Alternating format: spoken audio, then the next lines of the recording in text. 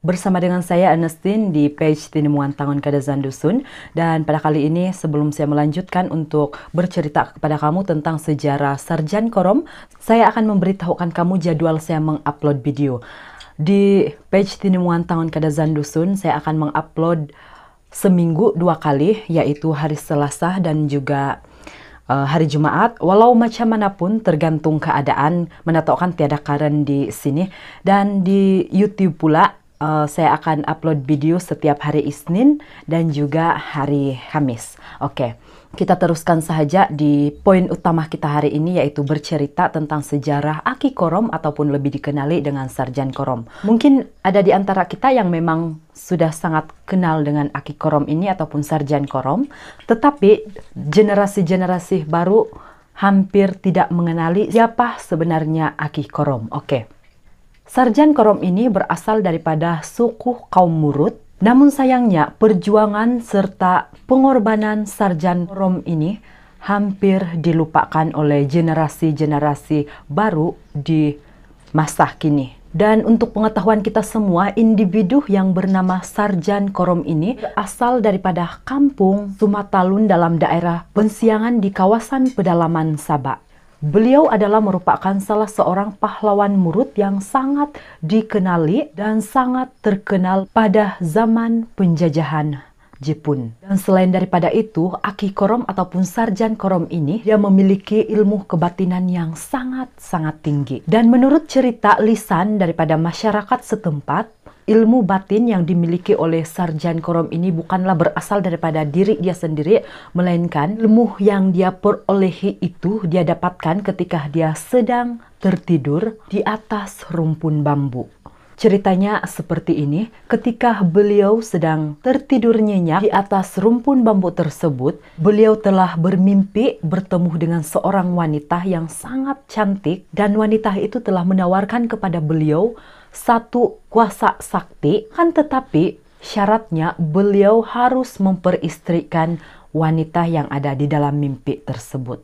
Dan singkat cerita, beliau benar-benar telah memperolehi ilmu kebatinan itu. Sejak daripada itu, Sarjan Korom ini sangat digeruni dan sangat ditakuti oleh pihak lawan ataupun pihak musuh karena ilmu kebatinan dia yang sangat-sangat luar biasa. Tambahan lagi, sebenarnya Sarjan Korom ini pernah disiksa berbagai siksaan oleh tentara Jepun. Antara siksaan yang pernah diberikan ataupun dijatuhkan kepada Sarjan Korom ini adalah dia pernah disebat dan berbagai siksaan yang sangat mengerikan, tetapi itu tidak mengena ataupun itu sama sekali tidak terkesan pada diri dia. Dan peliknya di sana, tiada satu pun siksaan yang mampu untuk melumpuhkan si Sarjan Korom ataupun tiada satu pun siksaan yang mampu melukakan si Sarjan Korom ini ataupun Aki Korom. Dicatatkan bahwa beliau juga pernah dijatuhkan hukuman pancung oleh tentara Jepun,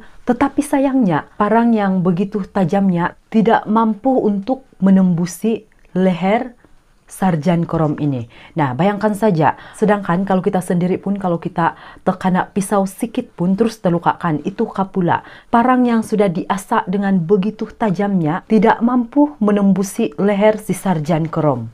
Itulah kehebatan yang ada pada Sarjan Korom. Sekarang kita memasuki apa sahaja penentangan-penentangan yang pernah dilakukan oleh Sarjan Korom ataupun apa sahaja bakti yang dia pernah lakukan di Sabak sebagai pahlawan di Sabak satu ketika dahulu. Antara penentangan yang pernah dilakukan oleh Sarjan Korom adalah dengan mengetuai satu serangan yang dilakukan ke atas pihak Jepun. Mereka ini telah menyerang markas tentara Jepun sehinggalah beliau telah berjaya membebaskan seramai 500 tentara British yang berada di tahanan Jepun. Beliau juga pernah menyusup ataupun secara diam-diam memasuki Pulau Berhala untuk membebaskan 2 pegawai tinggi British. Daripada cerita awal sehingga sekarang ini, kita sudah mengetahui serba sedikit latar belakang daripada Sarjan Korom ataupun Aki Korom. Sekarang kita akan bercerita apa pula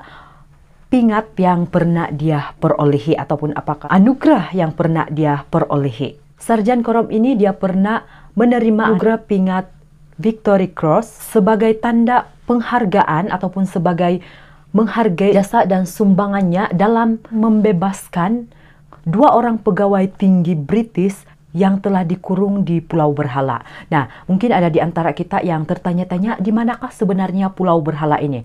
Oke, saya akan ceritakan serba sedikit tentang Pulau Berhala. Pulau Berhala ini terletak di Sandakan pada masa kini. Satu ketika dahulu, Pulau Berhala ini dikhususkan untuk ditempatkan orang-orang yang berpenyakit kusta ataupun kalau pada masa kini kita katakan pusat kuarantin. Oke, jika sekiranya kamu ingin mengetahui lebih lanjut, mungkin akan datang saya akan bercerita tentang Pulau Berhala ini. Tetapi pada saat ini kita habiskan dulu untuk mendengarkan kisah daripada Aki Korom. Sarjan Korom ini juga merupakan salah seorang daripada individu yang telah dijemput oleh pihak British untuk menerima pingat penghargaan di London pada tarikh 17 Jun tahun 1946. Ini sudah cukup membuktikan bahwa Aki Korom ini salah seorang pahlawan yang sangat-sangat digeruni, karena jika sekiranya dia tidak digeruni, dia tidak akan diundang pergi ke luar negara kan. Jadi itulah antara pingat yang pernah diraih oleh Aki Korom ini. Dan pada tahun berapakah dia meninggal? Aki Korom ataupun Sarjan Korom ini telah meninggal pada tahun 1960 di kawasan Pensiangan Sabah karena dia sakit.